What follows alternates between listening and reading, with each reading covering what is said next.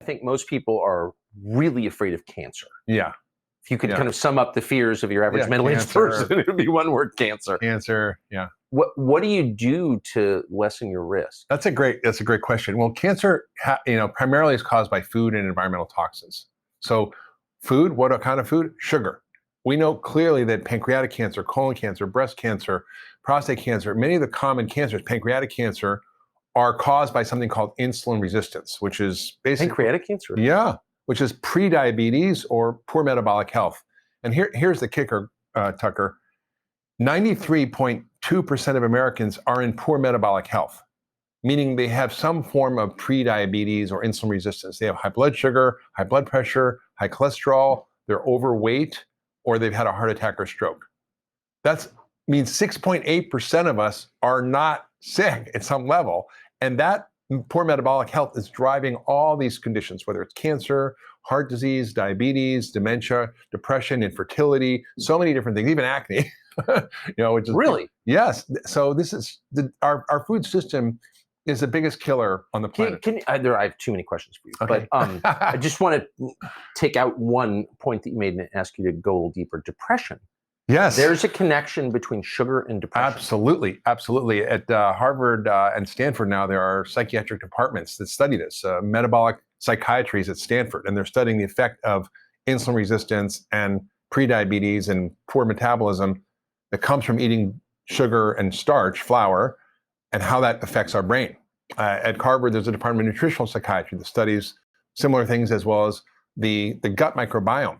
There's a doctor at Harvard, Christopher Palmer, wrote a book called Brain Energy, talking about how he's cured schizophrenia and other mental disorders by putting people on a very low sugar or starch diet. So absolutely, the data is there. There's no question. There's actually a big trial that was done in Australia, I think, and they used something called, what was the study called? The SMILE trial.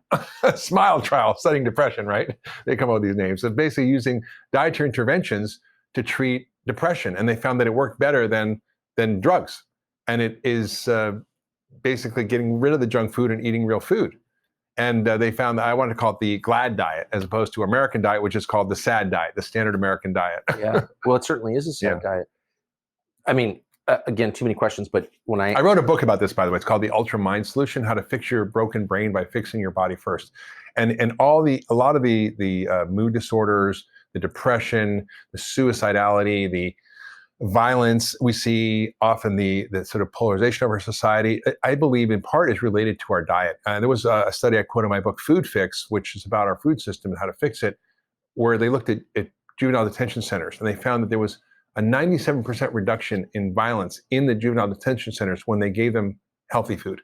There was a 75% reduction in restraints and 100% reduction in suicides, which is the third leading cause of death in these teenage boy populations, just by giving them healthy food. And by healthy food, it sounds like you mean big picture, reducing the amount of sugar. Yeah, I mean, eating real food, stuff that your great-grandmother knew was food, right? If your great-grandmother, wouldn't know what a Pop-Tart is, right? Right. But she knows what a carrot is, or a chicken, or an egg, or rice, or whatever. Like, it's food that you would recognize where it came from. From the field to the fork, there weren't a million steps that deconstructed the ingredients, reassembled them into what we call ultra-processed food, which is unrecognizable from its original form. And for every 10% of your calories is ultra-processed food, your risk of death goes up by 14%. And our diet is 60% ultra-processed food, and kids is 67%. It's a national emergency, honestly. I mean, there's 6 million people that die from COVID globally, but 11 million people die every year from bad food.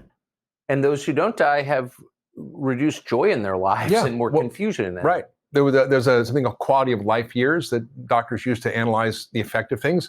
255 million years lost in terms of quality of life. But I mean, the numbers that you just gave point to the deeper problem, which is it's not easy to quit eating this stuff. No, it's not. Like, you talk to people who quit alcohol. I quit alcohol and cigarettes. You can't quit food. Yeah, that's right. I mean, it's one thing to eat. Stop drinking or stop smoking. Again, done it. But Wheat Thins, Oreos, that's way harder. Oh, totally. Why? They're biologically addictive. I know you've had Michael Moss on the show. Yeah. And I wrote a book called The 10-Day Detox Diet about the biology of how this affects us. And even if we don't know what we're eating, in other words, there was a study that looked at overweight guys. They gave them 2 different kind of milkshakes on separate days. One milkshake, and they were identical, same protein, fat, carbs, fiber, everything was the same, except the kind of carbohydrate in one of the drinks was a rapidly absorbed carbohydrate like sugar. Yes. And the other one was very slow, didn't cause a spike in sugar. They found that the group who had the high spiking sugar milkshake, they obviously had more adrenaline in their body, more cortisol, the stress hormone. They had more blood sugar elevations, insulin, cholesterol, all that went up. But was really, and they were hungrier, but was more important, they did brain imaging. And they found that the addiction center, the same center that's lit up by cocaine or heroin or cigarettes or whatever, is lit up by sugar. So what's, and that's very obvious, I think. Well, yeah, nobody's going to binge on a bag of avocados, but you can go through a bag of Oreos like. Well, that's totally right. In fact, you can't. No, you can't. It's self-limiting. Right. You try to binge on avocados and your body says, you know what, I've kind of had enough avocados and we're fine now. That's right, because there's no nutrition in the other food. So our body is designed to look for nutrition, to hunt for things. Animals do this. They eat and forage on many different plants if they're left in the wild because they know they need to get this vitamin from this one and this thing from that one. I mean, they're not obviously thinking, I need to get my vitamins. They're driven by instinct. Yeah, and so we should be the same way, but we've removed ourselves from our food in such a way that we've decoupled our normal biological constraints on overeating, and we actually now are eating way too much food. One study looked at ultra-processed food consumption versus regular real food. And when people were allowed to eat whatever they wanted in a controlled environment, the people who were given ultra-processed food ate 500 calories more a day.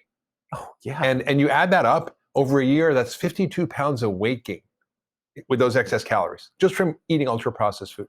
So you have to think of it as a drug. I think of sugar as a recreational drug. Do I eat sugar? Absolutely. But do I take it as a regular part of my diet? No. And I think if you understand that it's a dangerous substance and there's no real safe level, then you can actually start to organize your life so you can change the way you're eating, create your health, and then you're not going to crave it. You're not going to want it. You're not going to be hungry for it all the time.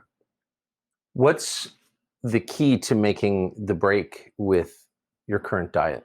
It's a great question. I think it's motivation. People need to understand that they have a problem that's not their fault. And I think a lot of the narrative out there from the food industry, the government, professional associations, Academy of Nutrition Dietetics, American Heart Association, Diabetes Association, is that basically all you have to do to lose weight is eat less and exercise more.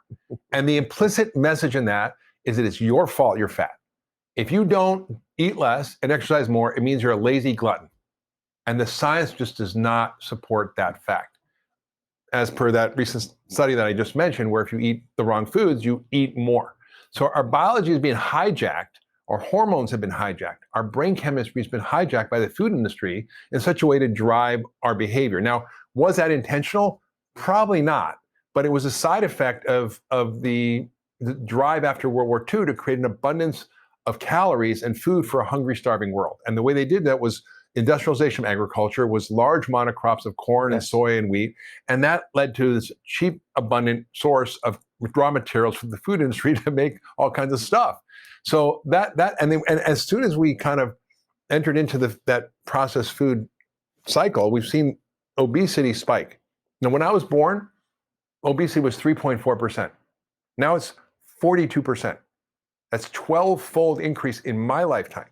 When I went to medical school, there was not a single state that had an obesity rate over 20%. Now there isn't a state that has an obesity rate under 20%, and most have 40%. So that's not genetic. And what's happening now in the dialogue around obesity is that, it's genetic. We need these drugs like Ozempic and Wegovy.